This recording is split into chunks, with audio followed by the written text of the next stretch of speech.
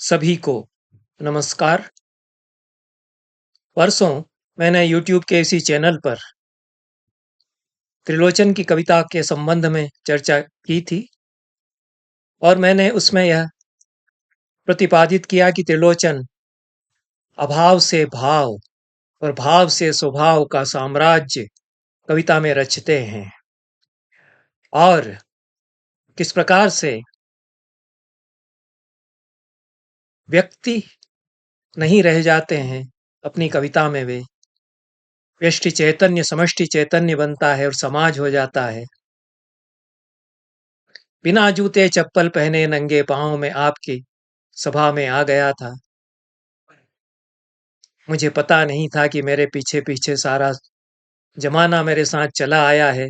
यह जो शमशेर का इस भाव का शेर है, मैंने कहा था कि उनकी कविता में दबे पांव समाज उनके पीछे चला आता है और त्रिलोचन की कविता को व्यक्ति का समाज हो जाना, इस अर्थ में साधारणीकरण की काव्य रचना प्रक्रिया में अपनी एक व्याख्या त्रिलोचन अपनी कविता के द्वारा प्रस्तुत करते हैं, यह हम कह सकते हैं। इस पूरी प्रक्रिया में भाषा के प्रति जो अवधान है वह त्रिलोचन की कविता की, त्रिलोचन के कवि की बड़ी खूबी है और यह विरल विशेषता है कि वे भाषा पर ध्यान देते हैं। और जो सबसे बड़ी विशेषता उनकी कविताओं की है कि वे पूरा वाक्य लिखते हैं। यह त्रिलोचन से जब बातचीत की जाती थी तो नए कवियों को क्या सलाह वे देते हैं, यह पूछा जाता था तो उन्होंने कहा कि पूरा वाक्य लिखो। यह उनका बड़ा उद्धृत किया जाता है और किसी कवि ने इस पर कविता लिखी है कि त्रिलोचन कहते हैं पूरा वाक्य लिखो। किसने लिखी है मुझे स्मरण नहीं। तो पूरे वाक्य के वे कवि हैं इस अर्थ में।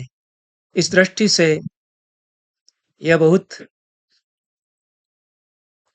मानीखेज कथन है कि वे पूरे वाक्य के कथन है। साभिप्राय कथन यह है क्योंकि बहुत सारी आधुनिक कविताएं, मुक्त छंद की कविताएं, उनमें वाक्य पूरे नहीं होते और आनंदवर्धन के ध्वनि सिद्धांत के अनुसार वाक्य अधूरा छोड़ दिया जाए तो आक्षेप अलंकार होता है, वो बात अलग है। पर अपनी अक्षमता के कारण, वाक्य पूरा न साध पाने के कारण यदि वाक्य छोड़ दिया जाए तो वो अच्छी कविता नहीं मानी जाएगी। न्यून पदत्व दोष उसमें होगा काव्यशास्त्र की दृष्टि से। तो कहाँ आक्षेप अलंकार हो जाएगा और कहाँ न्यून पद होगा, इसका विवेक करते हुए कविता लिखी जानी चाहिए। त्रिलोचन में यह विवेक है। इसलिए कुंतक के शब्दों में वे अवहित कवि हैं। कुंतक ने कालिदास को अभिहित कवि नहीं कहा क्योंकि कालिदास तो कहीं कहीं भाषा के संबंध में बड़ी प्रतिभा के कवि हैं। वो अव्युत्पत्ति कृतो दोष शक्तिया समृते कवे है। आनंदवर्धन ने कहा कि महान कवि में छोटी मोटी भाषा की चूकें, वाक्य कहीं अधूरा रह जाना, या उसकी बड़ी प्रतिभा के सामने कुछ नहीं, यह सब छिप जाता है। पर त्रिलोचन तो बड़ी प्रतिभा है या नहीं इसकी परवाह किए बिना जागरूक रहते हैं कि वाक्य तो पूरा होगा। इसलिए सोनेट का फॉर्म ही उन्होंने बदल दिया। सोनेट की विधा जो शेक्सपियर और मिल्टन में जो जिस तरह की विधा थी, उसमें पूरे वाक्य तक जाने के लिए वे तुकांत को छोड़ करके वाक्य अगली पंक्ति में पूरा करते हैं और वाक्य पूर्ति के आग्रह को वे नहीं छोड़ते। इसलिए तुलसी से उन्होंने क्या सीखा, तब ऐसा लगता है कि पूरा वाक्य लिखना तुलसी से उन्होंने सीखा। क्योंकि त्रिलोचन कहते हैं तुलसी के प्रति उन्होंने कविताएं भी लिखी हैं, तुलसी को लेकर के बहुत अच्छे सोनेट उनके हैं। तुलसीदास के बड़े भावक हैं वे। हालांकि तुलसीदास और उनकी काव्य संसार, तुलसीदास की दुनिया और तुलसीदास का काव्य जगत और त्रिलोचन का काव्य जगत में कोई समानता नहीं है, बहुत अलग अलग ध्रुव हैं। कुछ बातें ऊपरी तौर पर समान मिल जाएं पर त्रिलोचन ये कहते हैं कि तुलसी बाबा भाषा मैंने तुमसे सीखी। ऐसा अपने सोनेट में तुलसीदास को ट्रिब्यूट अर्पित करते हुए, अपनी श्रद्धा सुमन अर्पित करते हुए त्रिलोचन कहते हैं। तो क्या उन्होंने सीखा होगा, ऐसा जब प्रश्न आता है तो उनके समीक्षक भी यही कहते हैं कि पूरा वाक्य लिखना यह तुलसी में खूबी है, अन्य कवियों में इस तरह से खूबी नहीं होती। संस्कृत कविता में भी बहुत सारे कवियों में कहीं क्रियापद छोड़ छूट जाता है, पूर्ति हो जाती है, आक्षेप आक्षिप्त कर लेता है क्रियापद को वाक्य, कहीं कहीं वो खटकती नहीं है, कहीं कहीं खटकती भी है। संस्कृत कविता में भी अच्छे कवियों के ऐसे बहुत सारे उदाहरण उदाहरण हैं। और त्रिलोचन आग्रह करते हैं कि वाक्य पूरा करूंगा, वाक्य अधूरा नहीं छोड़ूंगा। तुलसीदास में आद्यंत ये आग्रह रहता है कि उनकी हर चौपाई वाक्य पूरा करती है। रघुकुल रीति सदा चली आई, प्राण जाई पर वचन न जाई। एक वाक्य पूरा हो जाएगा, उसके शब्द अगली चौपाई में नहीं जाएंगे। संस्कृत श्लोकों में तो ये बहुत होता है कि एक पाद का, एक चरण का वाक्य शेष दूसरे चरण में जाता है। तुलसीदास पूरी चौपाई करते हैं, अगली चौपाई में चला जाए वाक्य शेष उसका, ऐसा वे नहीं करते। जितना रामचरितमानस का मुझे ज्ञान है, जही के जही पर सत्य सनेहु, सोते ही मिलई न कछु संदेहु। अपने आप में पूरा वाक्य हो जाएगा। यत तदोर नित्य संबंध, ये जो काव्यशास्त्र के आचार्य कहते हैं कि कवियों को इस नियम का पालन करना चाहिए कि यत और तत् का नित्य संबंध है, अर्थात जो यदि आ जाए वाक्य में तो वो या उसकी वाक्य शेष में आना चाहिए। तो जैसा कहा है वैसा, तो यत और तत्, जैसा वैसा, जो और वह, ये जो आ गया और वह नहीं आया तो वाक्य में न्यून पदत्व हो जाएगा। तो ये न्यून पदत्व दोष का परिहार और वाक्य पूर्ति के कवि त्रिलोचन तुलसी का अनुकरण करते हुए होते हैं, इसलिए तुलसी से वे सीखते हैं।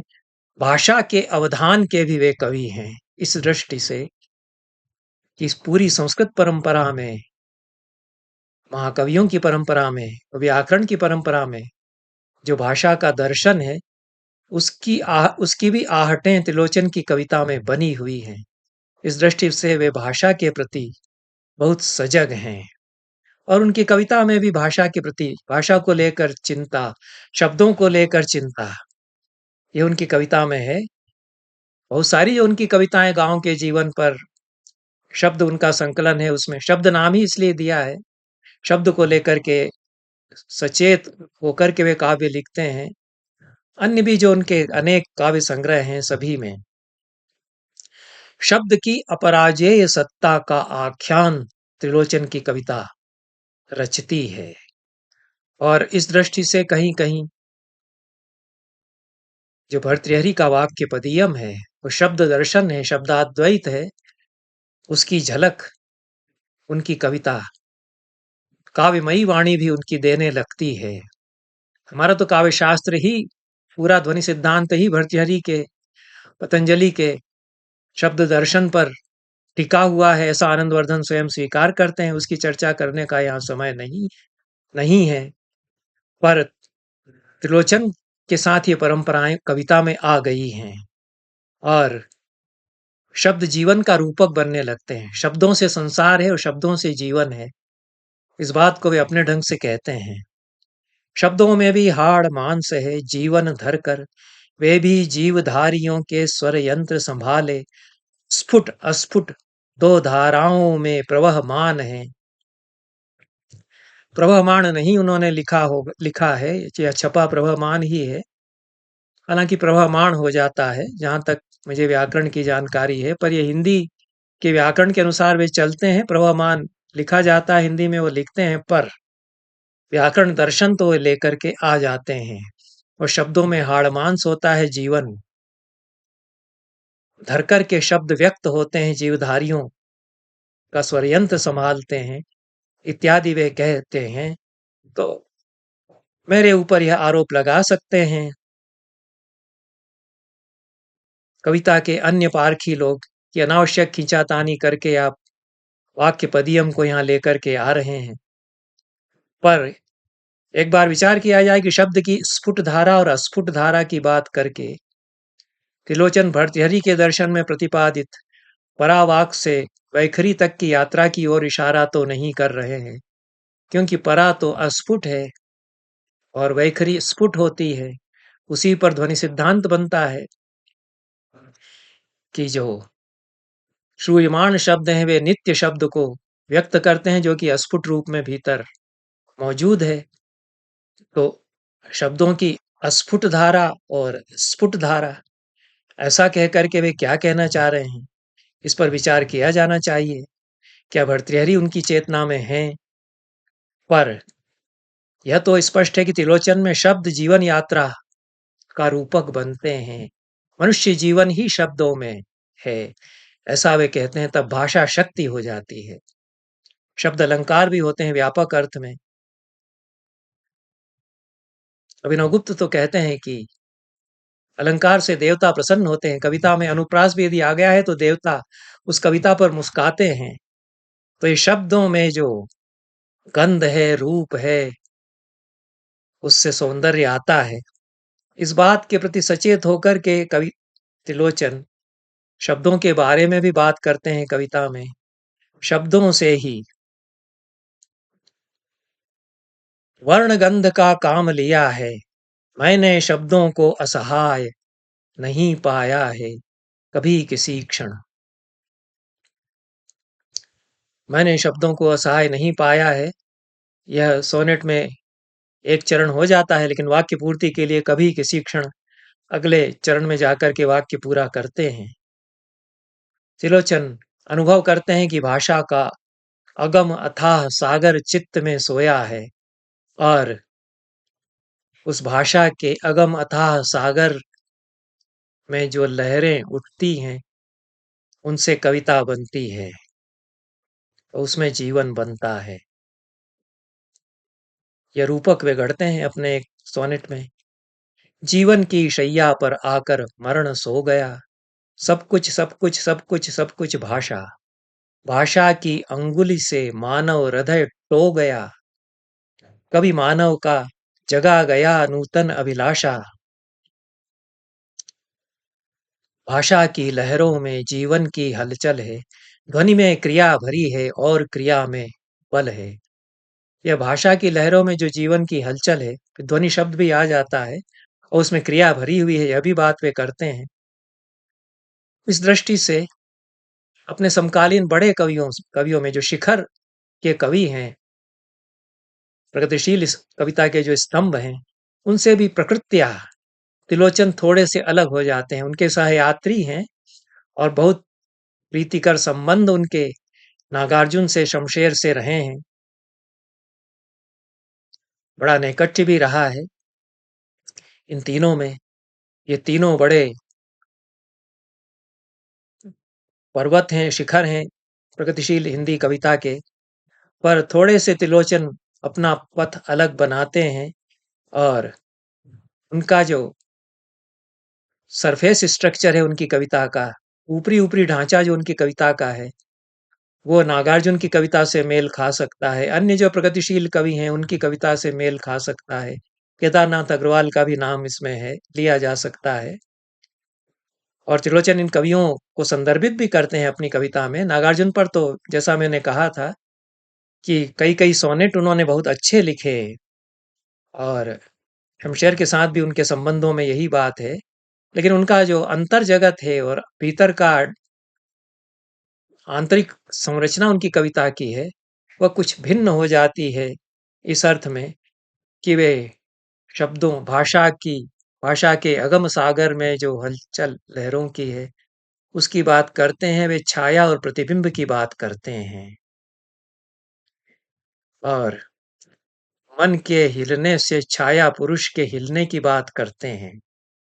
यह उनका बहुचर्चित सोनेट है, इस पर चर्चा भी खूब हुई है। आधुनिक समीक्षक जिस तरह से इसकी व्याख्या करते हैं, मुझे ज़्यादा पल्ले पड़ती नहीं। जिस परंपरा का मैं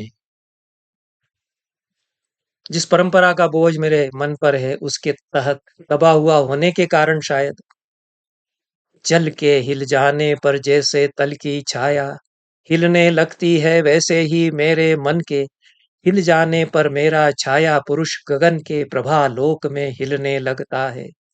समझाया तुमने मुझे मर्म जीवन का, मैंने पाया तुम जल हो मैं निहित बिंब हूँ, उड़ते घन के प्रतिबिंबों पर सुस्थिर, पार हृदय के कन के सांस सांस से जीवन जग कर आगे आया। छाया छाया छाया छाया जब भी देखा, केवल छाया दिखी रूप किस ओर खो गया। अपनी चमक दिखाकर कहाँ गया वह आत्मा, जिसकी सब तलाश करते हैं जिसकी रेखा नहीं बनी, लेकिन सत्ता का शोर हो गया सारे जग में, आत्मा ही तो है परमात्मा। यह उनका सोनेट है। इसमें कहा गया है कि जल के हिल जाने पर तल की छाया हिलती है, जिसकी छाया है उसके हिलने पर भी छाया हिलती है। अब उपमा उन्होंने दे दी है कि जैसे जल के हिल जाने पर हिलती है उसकी परछाई, वैसे ही मेरे हिल जाने पर मेरा छाया पुरुष हिला। अब काव्य परंपरा तो चली आ रही है, त्रिलोचन में भी वह संक्रांत हुई है। यहाँ एक तरह से काव्य परंपरा की छायाएं इस छाया वाली सोनेट में संक्रांत हुई हैं। बड़े महान कवियों ने मन को जल से उपमित किया है। अब मन भी है, यहाँ जल भी है। रमणीयम प्रसन्नाम्बु सन मनुष्य मनो यथा, ये वाल्मीकि ने गंगा की धार का वर्णन करते हुए लिखा है। कैसा रमणीय प्रसन्न जल है। प्रसन्न यहाँ साफ स्वच्छ के अर्थ में आता है। संस्कृत कविता में प्रसन्न का अर्थ निर्मल या स्वच्छ भी होता है। तो रमणीय प्रसन्न जल है, जैसे कि सज्जन का मन। कालिदास ने भी गंभीराया पयसी सरितश्चेतसीव प्रसन्न यह लिखा है। वाल्मीकि का अनुगमन कालिदास करते हैं। गंभीरा नदी जो उज्जैन के पास बहती है, उसका जल चित्त की तरह निर्मल, ऐसा वे उपमा देते हैं। अब मन में छाया पड़ती है तो जल में छाया पड़ती है, ये उपमान उपमेय भाव लेकर के इस कविता में त्रिलोचन आते हैं। लेकिन उसमें ये जोड़ते हैं अद्भुत बात कि जैसे जल के हिलने पर हिलती है तल की परछाई, ऐसे ही मेरे हिलने पर मेरा छाया पुरुष हिला। जिसकी छाया है वह छाया पुरुष भी हिलता है मन के हिलने पर। मन तो छाया है, मन के हिलने पर जिसकी छाया है वह हिलता है। बात तो यही कह रहे हैं, अभिधा में ही मैं इतना अर्थ इससे समझ रहा हूं। तब ये मानना पड़ता है कि जिसकी छाया है वो अपनी छाया से अलग नहीं है। जिसकी छाया है वह हिलता है तो छाया हिलती है, यह तो समझ में आता है। लेकिन मेरे मन के हिलने पर मेरा छाया पुरुष गगन के प्रभालोक में हिलता है, ऐसा जिस तरह से कि क्वांटम फिजिक्स में माना गया कि एक एटम को हम यहाँ हिलाते हैं तो आसमान में जो है वह कुछ हिल जाता है इत्यादि, क्योंकि वह उससे अलग नहीं है। तो ये जिसकी छाया है वह छाया उससे अलग नहीं है। यदि ये छाया हिलती है तो वह छाया पुरुष हिल जाएगा, ऐसा जो वह करते हैं। तो सीधे सीधे ये तो चित छायापत्ति का जो सिद्धांत है सांख्य का, उसको कह दिया है और उससे आगे कुछ कह दिया है, क्योंकि सांख्य को शायद स्वीकार पूरी तरह से नहीं कर रहे हैं। यह भी बहुत खींचातानी लग सकती है, लेकिन सीधे सीधे जुड़ रहा है भाई संबंध उसमें। सांख्य दर्शन में यह कहा गया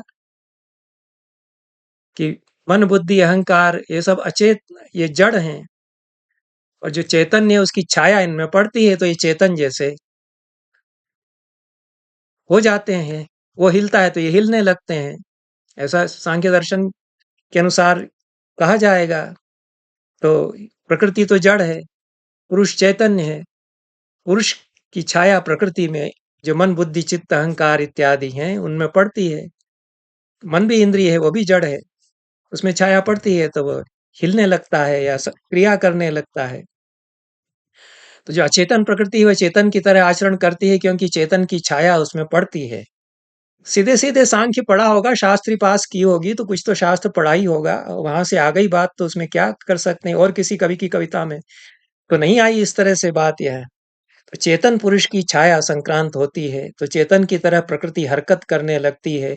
मन के हिलने पर छाया के हिलने का जो बिंब है, वो अद्भुत बिंब उसमें फिर त्रिलोचन जोड़ते हैं कि नहीं, इतना ही नहीं जो कपिल ने कहा कि वो चेतन की छाया इसमें पड़ती है तो इसमें हलचल होती है, इसमें हलचल होगी तो उसमें हलचल हो जाएगी। अब उसमें मैं ये ऐसा अन्योन्याश्रय दोनों का करके वो बात करते हैं, तो ये अनोखी बात फिर इसमें होती है।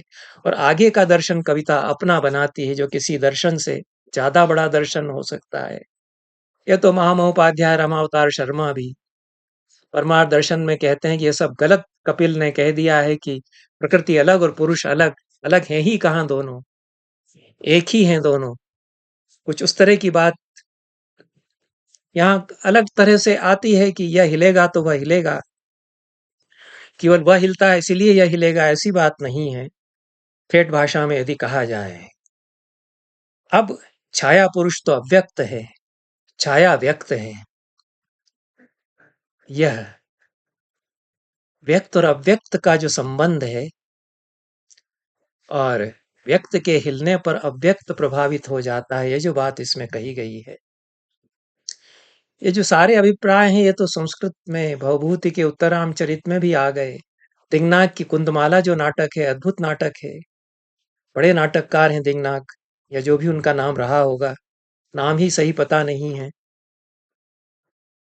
तो यह उत्तरामचरित तीसरे अंक को छाया अंक कहा गया है, क्योंकि सीता दिखती नहीं है। राम को लगता है कि हैं, उन्होंने अभी मुझे छुआ था। इससे ज्यादा बड़े रूप में छाया का अभिप्राय तो दिंगनाग की कुंदमाला में है कि सीता को वरदान दिया गया है कि उन्हें कोई देख नहीं पाएगा। सीता बहुत बेचैन है, परेशान है, चाहती हैं कि अकेले में रहूं, मुझे कोई न देखे। तो वरदान उनको दिया जाता है। यहाँ पर भी सीता को वरदान दिया गया है गंगा के द्वारा कि तुम्हें मर्त्यलोक के मानव नहीं देख पाएंगे। तो राम भी नहीं देख पाते उनको, छूती हैं तो स्पर्श अनुभव करते हैं। बहुत मार्मिक तीसरा अंक जो है संस्कृत साहित्य के सबसे करुण दृश्यों में से बन जाता है इस परिकल्पना के कारण। और दिग्नाग के नाटक का तो कहना ही क्या है। तो सीता को वरदान दिया गया है कि तुम्हें मनुष्य नहीं देख पाएंगे, पर यह वरदान नहीं दिया गया कि तुम्हारी छाया भी पानी में पड़ेगी तो वह भी नहीं देख पाएंगे। तो सीता तमसा के किनारे किनारे चल रही हैं, और राम दूसरे किनारे से देखते हैं कि कोई छाया चल रही है। तो सीता के चलने पर छाया चलती है, ये राम देखते हैं। उस कुछ स्त्री की छाया या देखते हैं। सीता कुंदमाला उसमें डाल देती हैं। कुंदमाला जब तक उनके हाथ में थी तब तक राम को नहीं दिखती। जैसे ही पानी में अर्पित करती हैं तमसा में अपनी मनोती के अनुसार की कुंदमाला में, प्रतिदिन के अनुसार इसमें चढ़ा रही हूं, तो कुंदमाला दिखने लगती है। ये जो अद्भुत नाटक दिंगनाग रचते हैं कुंदमाला नाटक में, अद्भुत नाटक भाषा की पकड़ और दृश्यबंध जो वो रचते हैं, कहीं से कुछ उसका संस्कार, भले ही कुंदमाला न भी पढ़ा हो, उत्तर रामचरित तो पढ़ा ही होगा, भभूति को तो जानते ही हैं त्रिलोचन। ये जो आया है कि व्यक्ति के चलने से परछाई हिलती है, परछाई के हिलने पर व्यक्ति भी तो हिल रहा है। वहां अपनी परछाई से सीता हिल जाती हैं, यह भी तो कुंदमालाकार वहां दिखा रहे हैं।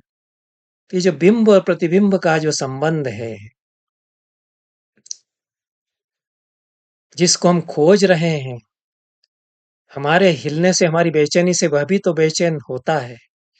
यह सब जो इसमें बहुत सारे भाव भीतर संपृक्त हो जाते हैं। और वह छाया पुरुष तो अव्यक्त है, वह है क्या जो कवि के मन के हिलने पर गगन के प्रभालोक में हिलने लगता है। कवि क्या यहाँ कवि क्या यह कहना चाह रहा है यहाँ कि मन में शिश्रक्षा होने पर उसकी छायाएं अनंत तक प्रभालोक बिखेरती हैं। और रूप शब्द इसमें आ गया है। रूप से आशय फार्म से नहीं है। तो मैं इसको इस रूप में नहीं समझता कि ये फार्म की वापसी की कविता आ गई हो गई है। और रूप शब्द का प्रयोग वे कर रहे हैं। रूप और प्रतिरूप शब्द ये वैदिक जो सौंदर्य शास्त्र है उसके शब्द हैं। तो रूप को परिभाषित किया है संस्कृत काव्य शास्त्र में भी, जो दृश्यमान है वह रूप हो जाता है। और रूप और अरूप, व्यक्त और अव्यक्त, ये बात जो यहाँ आती है तो रूप से अरूप और अरूप से फिर रूप की प्राप्ति, यह जो बात यहाँ कह रहे हैं।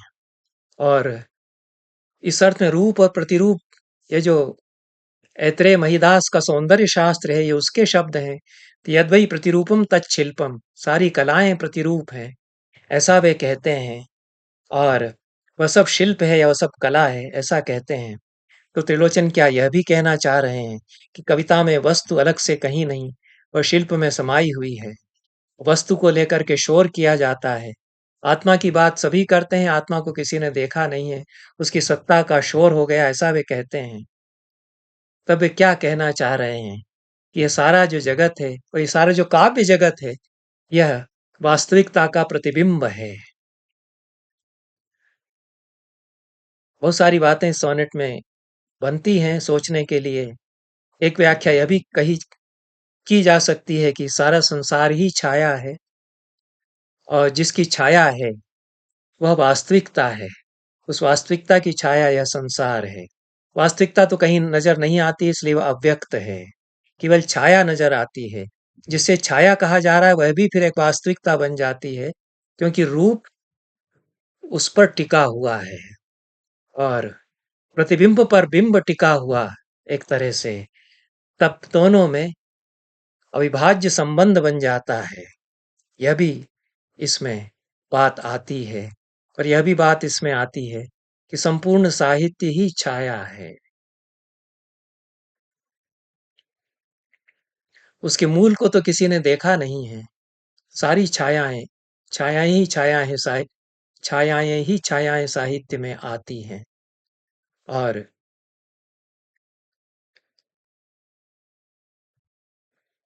छाया अलंकार की बात संस्कृत काव्यशास्त्र में इस दृष्टि से की जाती है।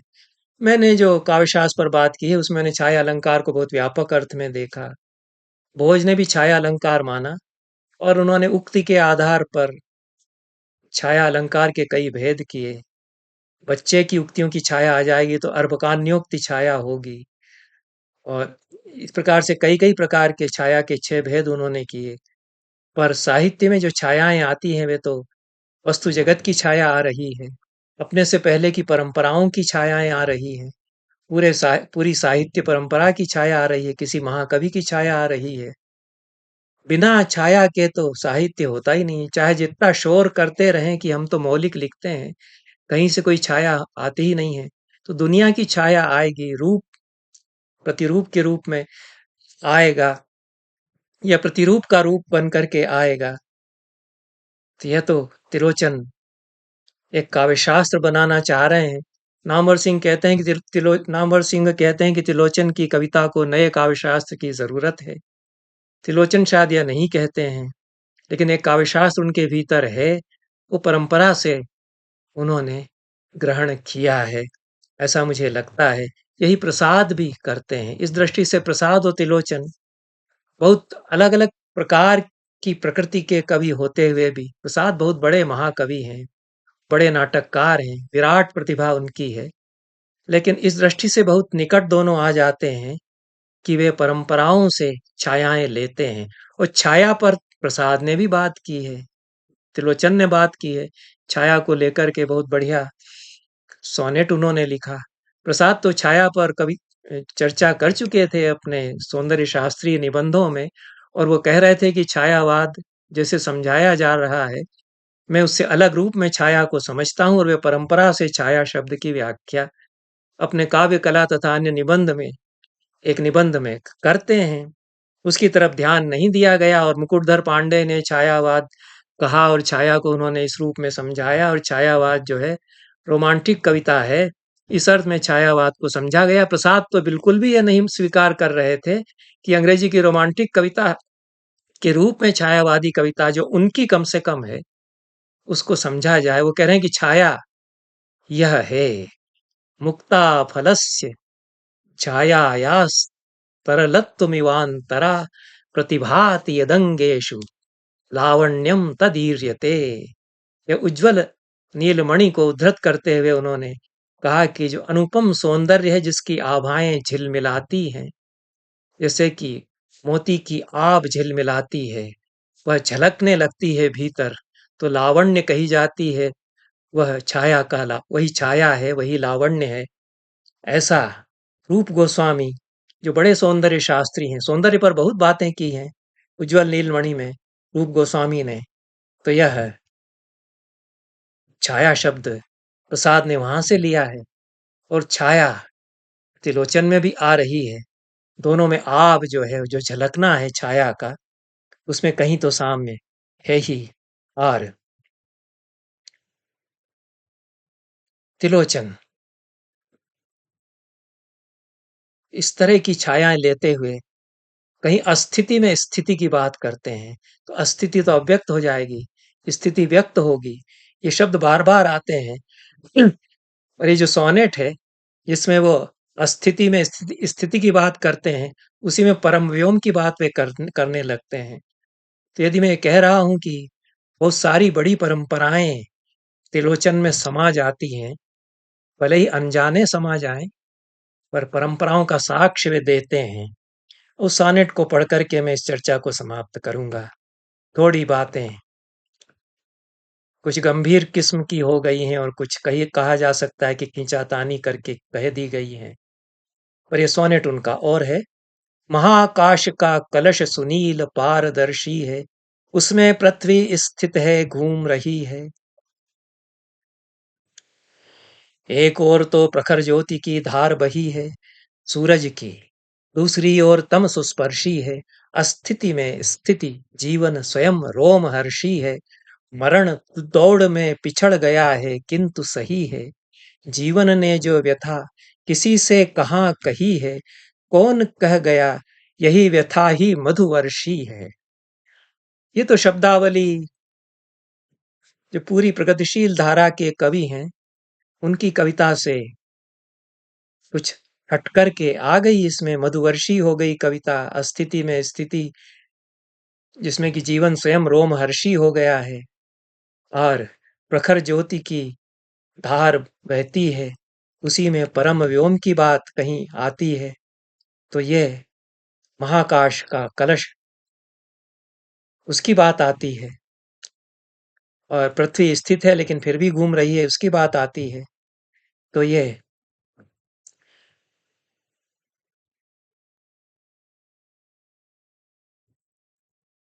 नासदी सूक्त में जो परम व्योम में कोई अध्यक्ष है, इस सृष्टि के रहस्य को वह भी जानता है या नहीं जानता है, हम क्या जानते हैं इसके बारे में, ऐसा ऋषि कहते हैं। तो यह त्रिलोचन के भीतर कहीं न कहीं उसकी धड़कनें हम सुनते हैं। तार हृदय के खनके सांस सांस से जीवन जग कर आगे आया। यह जो आनी दवातम स्वधया तदेकम, उसी ऋग्वेद के नासदीय सूक्त में कह दिया गया है कि सांस ले रहा था कोई, उसकी सांस के तार धड़के, और फिर जीवन हुआ। यह भी त्रिलोचन, यह भी वहां कहा गया है। कामस्तदग्रे समवर्ताधि मनसो रेतः प्रथमम यदासीत। इसलिए माने या न माने, इसको खींचातानी माने, लेकिन सीधे संबंधों के तार जुड़ते हैं त्रिलोचन की कविता के, जो भर्तृहरि के दर्शन की परंपराएं हैं, जो ऋग्वेद के सूक्तों की परंपराएं हैं, जो भवभूति के उत्तरामचरित की और दिङ्नाग के कुंदमाला से जो आहटें हैं, उनकी पदचाप त्रिलोचन में हम सुनते हैं। यहीं पर समाप्त करता हूँ इस वक्तव्य को। बहुत बहुत धन्यवाद। नमस्कार।